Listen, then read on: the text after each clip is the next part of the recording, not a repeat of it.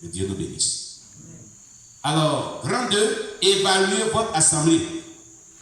Cochez la case correspondante. Amen. 2 Corinthiens 13, verset 5, on vient de lire. Examinez vous-même pour savoir si vous êtes dans la foi. Éprouvez-vous vous-même. Alors tu vas te mettre à l'épreuve, tu vas t'examiner toi-même. Pour voir si tu es dans la foi chrétienne. Premier examen. L'église locale compte combien de membres? Ton église là compte combien de membres environ? Tu mets ça dans la case, là. Tu notes. La première case. En face. En face de la question, en face. Amen. Compte combien de membres? Il y a des membres de l'église qui ne connaissent même pas les petites lettres de l'Assemblée chrétienne. C'est un problème. C'est un problème. Pourquoi? Chaque fin du mois, on doit faire le bilan numérique de toute présence à l'église et déclarer cela en temps normal à la chair. Mais souvent, certaines assemblées ne le font pas parce qu'il y a des sorciers parmi qui attaquent. Si l'église est trop attaquée, la direction s'abstient de quoi dire des chiffres. Oui, moi j'ai vécu ça plusieurs fois. J'ai beaucoup vécu ça. Amen. C'est en fonction du nombre des fidèles qu'on travaille. Amen. Deuxième question. Combien de personnes assistent régulièrement au culte de dimanche? Votre dénombrement des cultes de dimanche là, mentionné. Combien ils sont? Troisièmement, combien de personnes assistent régulièrement aux réunions de prière à l'église? Quand il est temps de prière, les cultes du soir et autres. Vous notez le nombre. Quatrièmement, combien de personnes assistent régulièrement aux réunions d'études bibliques? Notez cela. Cinquièmement, combien de chrétiens et chrétiennes aident les autres à grandir dans la foi? Voilà la barre rouge. Pour l'église qui est en bonne santé, il doit avoir des leaders, c'est-à-dire des chrétiens matures, on les appelle matures, qui amènent d'autres à grandir dans la foi. C'est ce qu'on appelle l'encadrement des brebis. C'est ce qu'on appelle le discipulat. Ce n'est pas le pasteur qui le fait.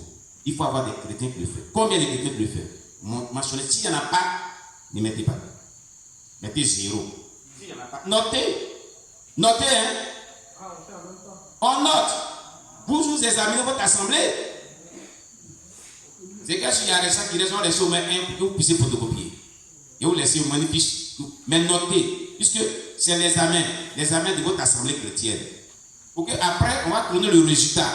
Vous allez comprendre pourquoi on est en train de faire ça. Amen. Donc, commencez par le 1 et puis notez. Examinez votre assemblée chrétienne. Amen. On est arrivé à la question 5. Donc, tout ce qu'on a dit là, notez. Si vous avez un peu un chic dans votre pensée, notez. Amen. C'est très important. Question 1. On dit l'église. On dit. C'est votre église, notre église locale. Oui, votre assemblée chrétienne. Où tu pries. Amen. Voilà. On dit l'église locale compte combien de membres? Ton assemblée chrétienne que tu fréquentes, ta communauté chrétienne, c'est-à-dire l'assemblée chrétienne que tu fréquentes. Là où tu viens prier tous les dimanches. Là. Voilà. Compte combien de membres? En réalité. Question 2. Combien de personnes assistent régulièrement au culte de dimanche? Et dimanche là. Hein, le nombre de personnes varie entre combien et combien de personnes. Voilà. Et puis, combien de personnes assistent régulièrement aux prières de l'église, aux réunions de prière de l'église, les cultes du soir?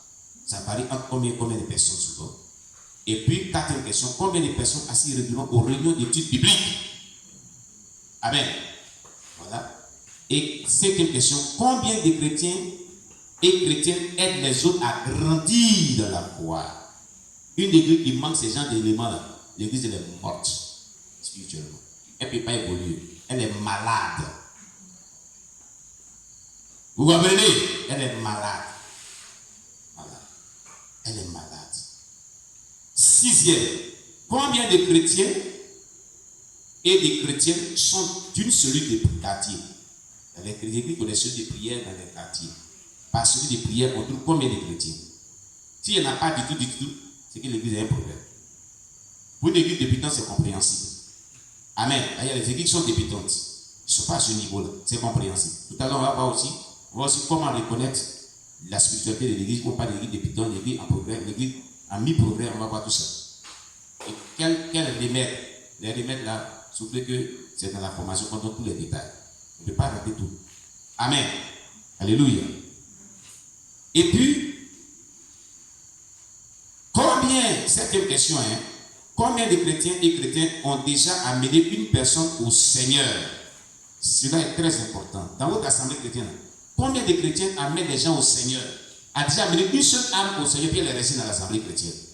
Il faut que le leader sache qui dans l'assemblée chrétienne a gagné une âme qui est venue dans le Seigneur qui est resté. Et ce genre de chrétiens sont combien de personnes? S'il n'y en a pas, l'église est malade.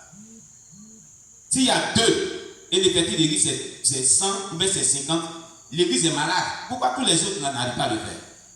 L'église est malade. Tout à l'heure, on va lire les chiffres et vous allez comprendre. Vous allez voir que l'église est malade. Alléluia. 8e question. C'est la 8e question, on vient de voir. Donc, dans la 8e question, toujours aussi, combien de chrétiens ont une fois tenté de le faire, c'est-à-dire amener quelqu'un à Jésus-Christ pour qu'il reste dans l'église et n'ont pas réussi? Aussi, il faut savoir ceux qui ne réussissent pas pour les mettre de côté pour leur donner un certain nombre d'enseignements pour les aider à réussir dans cette initiative d'évangélisation. Donc, combien de personnes tentent de le faire? Il y a d'autres qui tentent de le faire, mais qui ne réussissent pas. Ils vont chaque fois évangéliser, mais ne gagnent pas les âmes. Ils vont chaque fois évangéliser, mais n'arrivent pas. C'est-à-dire qu'ils parlaient à des gens et puis ils n'arrivent pas à les avoir à l'église. Il y a toujours un blocage. Il y a toujours un blocage. Souvent, ça les décourage. Combien sont ces gens de chrétiens qui sont dans votre assemblée chrétienne? C'est là donner le nombre de ces personnes. C'est très important. Amen. Et puis, 9e question. Combien de chrétiens et de chrétiennes désirent apprendre comment amener quelqu'un à Christ? C'est-à-dire désirent apprendre l'évangélisation efficace. Combien parmi eux qui ont ce désir-là? Il faut que vous le sachiez pour que ces gens qui ont le désir, vous les mettez de côté pour les aider vraiment dans cette fonction qui bouillonne en eux. Amen. Et 10e, toujours la 9e question. Combien sont ceux qui n'ont jamais fait cela aussi? Ceux qui n'ont jamais tenté d'évangéliser même. Ils sont combien? Il faut que vous les sachiez dans votre assemblée chrétienne. Amen. Il y en a plusieurs. Dans toutes les enseignements, jamais. Ceux qui n'évangélisent pas, ils sont beaucoup. Ils sont beaucoup. Et 10e question. Combien de chrétiens et chrétiennes désirent apprendre comment aider quelqu'un à grandir dans la foi? Combien sont ces gens de chrétiens dans votre assemblée chrétienne? Voilà. Voilà toutes les questions qu'on peut prendre quelques questions. Sinon, il y en a de plusieurs. Les questions qui sont vraiment centrales, généralement qu'on trouve, c'est ça, pour l'examen de notre assemblée chrétienne. Quelqu'un m'a compris bien? Amen. Vous avez noté les chiffres? Amen. Bon. Oui. Qui va lire ce qu'il a noté? Au moins 2 personnes ou 3 personnes. Vite, parce qu'on n'a pas assez de temps, il y a beaucoup de choses. Il y a même un autre exercice qui est très intéressant qu'on va faire. Encore. Un exercice très intéressant. Tout à l'heure. Oui. Qui a noté? Va lire pour lui. Oui, donnez le micro à l'étudiant Manassé. Oui. Aidez-le à le micro.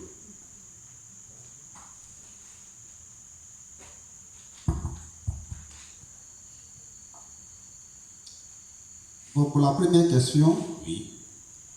L'église locale compte combien de membres? Nous avons en moyenne 100 membres. 100 membres. C'est bon, c'est pas mal. Combien de personnes assistent régulièrement au culte du dimanche? Environ 70. 70. Donc il y a 30 souvent qui ne viennent pas de temps en temps. Donc vous voyez, 30 personnes ne viennent pas.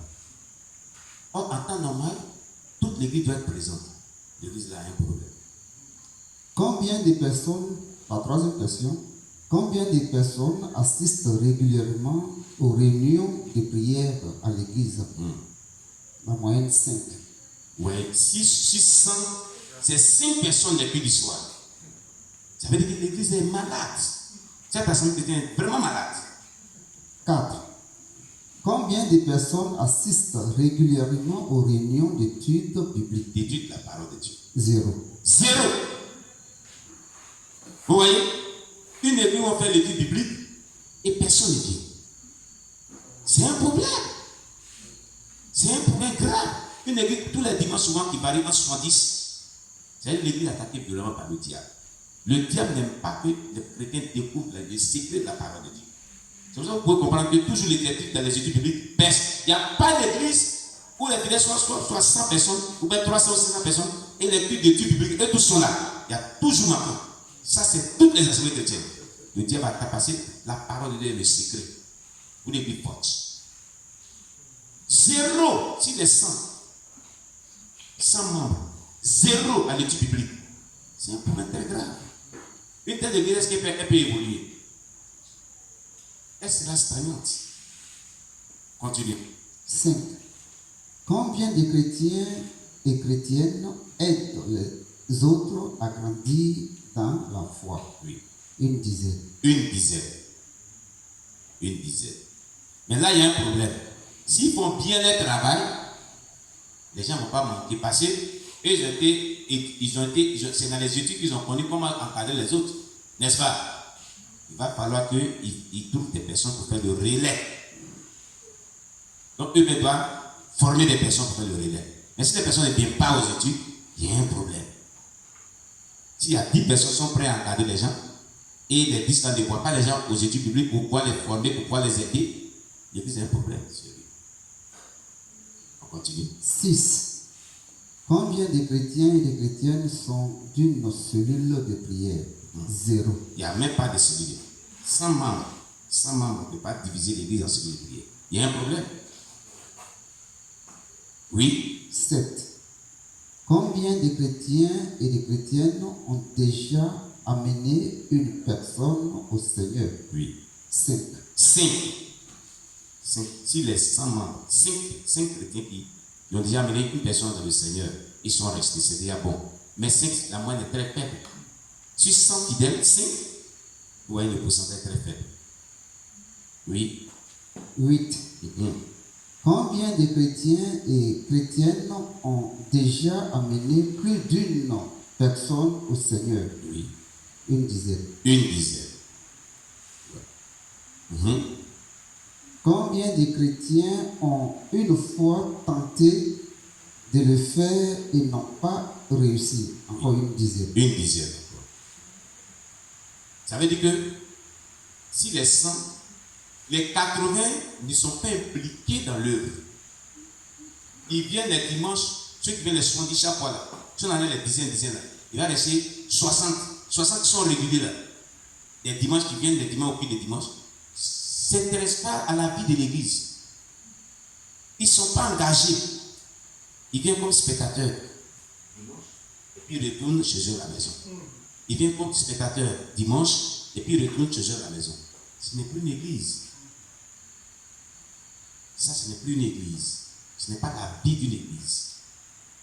Et ça, c'est un problème. Continue. 9. Combien de chrétiens et de chrétiennes désirent apprendre comment amener quelqu'un à Christ? 5. 5. Si les 70 qui sont réguliers, 5. La moyenne est très faible.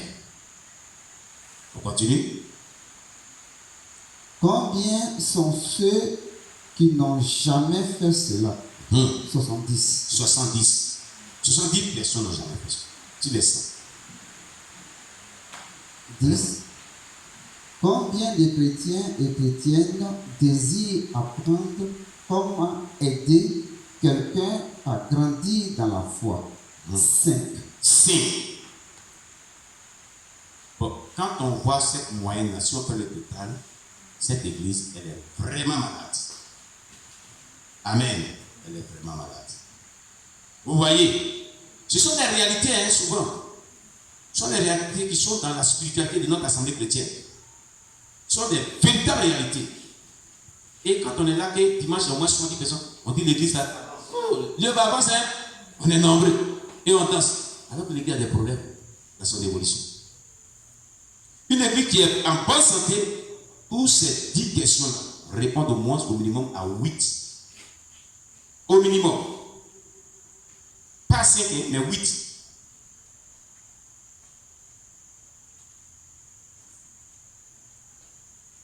Toutes ces questions sont posées. Les comment résoudre ces problèmes se trouvent dans nos formations que nous dispensons. Comment remédier à cela? On a des formations pour ça. Dans nos manuels, c'est dans les manuels là qu'on appelle BET. Cet exercice, c'est dans BET, ici pour là. Et c'est pourquoi nous appelons les gens à la formation.